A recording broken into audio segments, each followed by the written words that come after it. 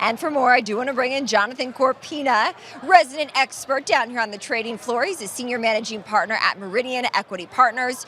Jonathan, thanks so much for joining and happy Thanksgiving. Happy Thanksgiving. Thanks for having me. Always a fun day down here. We know well at the stock exchange with all sorts of kids and families in attendance. Great month for the stock market too. In fact, the final trading day of November with the S&P up 5%. What was working this month? I think there were a couple of things, and mostly it was what was on our calendar, right? We got through the election. We got the results in a timely manner. It kind of doesn't matter who won the election. It's more like we got that date behind us, and we know what the landscape is going to look like moving forward. We got another Fed announcement that came out. So I think you couple these two things together, it gives everyone a little bit of a sigh of relief to get these important dates behind us and now start focusing on what to move forward. The market reacted very positively to the election outcome. I think the Fed move that we saw was well orchestrated. It's going to be interesting to see how they move forward in their next few announcements. We got a lot of Fed speakers coming out next week. So we're going to get a little insight as to how this year is going to end and what the first quarter will look like. Yeah.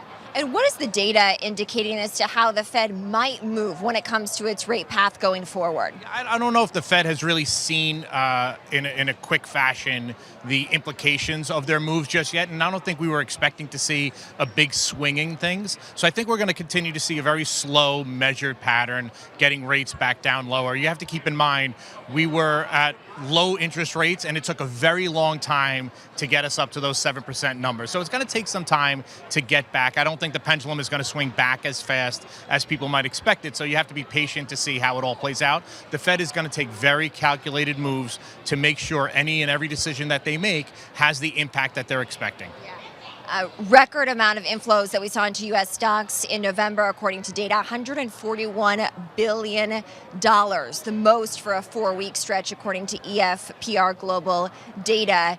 How are you seeing that play out, and how might it impact a potential action going forward? Right. So, again, keep in mind, everyone was waiting for the election outcome to come, and looking at the polls, everything was 50-50. So there's no sure winner heading into those polls. A lot of money waited on the sidelines for those results to come out. Not saying that those results caused the influx. It was just waiting for the results to come out and seeing how the market and the economy is going to react. So we're seeing a lot of that come into play. What also we're going to see, I think, as we get into next year, first quarter, second quarter, there's been a lot of M&A activity that's been sitting on the sidelines. We're going to start to see more of that as the Trump administration is pro mergers and acquisitions and pro business. And I think from a IPO syndicate standpoint, there's been a lot of acorn companies that have been waiting and waiting and waiting as we got through kind of our troubled economy, getting through COVID. Things have been kind of slow in that area.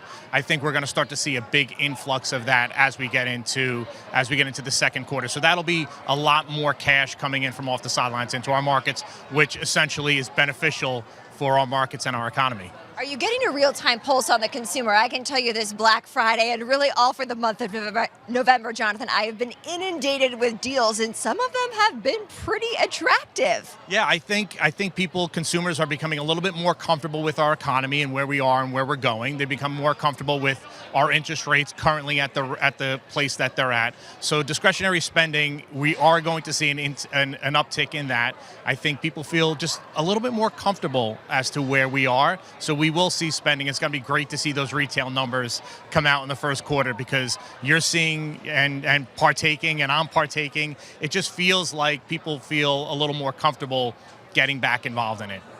I do want to talk about geopolitics, because we have seen some movement in the oil market of late, and of course it has been headlines that we've been covering down here on the trading floor.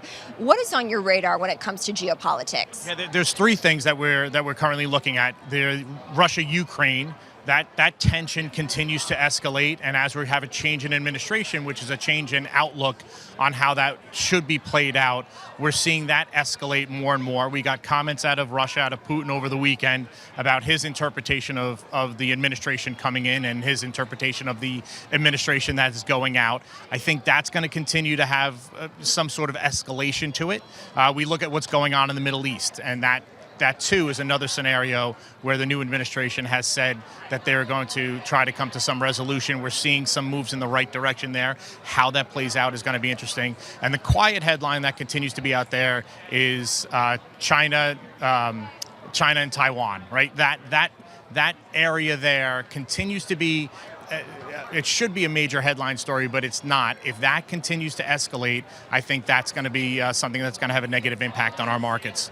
And for that last point there, let's just drill in on that, Jonathan, because the crux of all of that really is technology, right? And the semiconductor space, as we've seen artificial intelligence really be the hot topic when it comes to just the zeitgeist of late. Yeah, I mean, we talk about shipments and deliveries and supply chains and U.S. and global expectations and the adamant need of that technology coming out of that area. We're going to have to see a shift. You know, the new administration talks about bringing all that stuff back here to U.S. soil, but that escalation there, that tension that's there, can clearly have a major impact on all of our technology because we become so reliant on that area. Jonathan Corpina, thank you as always for joining. Great to see you. Happy Black Friday and happy Small Business Saturday. Yes, thank you. Enjoy. Be well. Thank you.